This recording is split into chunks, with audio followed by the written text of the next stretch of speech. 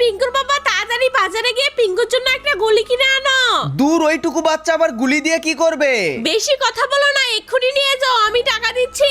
ঠিক আছে পিঙ্কু, চল তাহলে আজকে তোকে বাজারে নিয়ে গিয়ে আমি সুন্দর একটা গুলি কিনে দেব। এই তো আমরা দোকানে চলে এসেছি। পিঙ্কু তুই এই ছোট গুলিটা নে।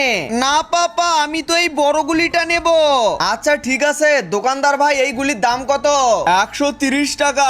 ওরে বাবা, এই খেলনাগুলির দাম এত টাকা? চল পিঙ্কু, তোকে গুলি কিনতে হবে না। আমি গুলি কিনবো বাবা। পাগল ছেলে, পিঙ্কু তুই বাড়িতে চল, তোকে আজকে বাড়িতেই আমি অনেক বড় একটা গুলি বানিয়ে দেব। এই যে দেখ, আমি কতগুলো কাঠির প্যাকেট এনেছি, এগুলোকে আঠা দিয়ে জোড়া লাগিয়ে আমি গুলি বানাবো। সর্বনাশ পিঙ্কুর বাবা, আমি তোমাকে গুলি কেনার টাকা দিলাম আর তুমি বাড়িতে বসে গুলি বানাচ্ছ। আরে একটু অপেক্ষা করো, দেখো এই কাঠিগুলো দিয়ে আমি কত বড় একটা গুলি বানিয়ে দেব পিঙ্কুকে। এই যে দেখো, আমি তো প্রায় সবকিছু বানিয়েই ফেলেছি, এখন শুধু জোড়া লাগানোর পালা। বাপরে পিঙ্কুর বাবা, এটা তো অনেক বড় একটা গুলি। চলো এটা পিঙ্কুকে দেয়া যাক। ওয়াও পাপা, আমি এখন এই গুলি দিয়ে তোমাকে ঢিসকেও ঢিসকেও করে গুলি করব।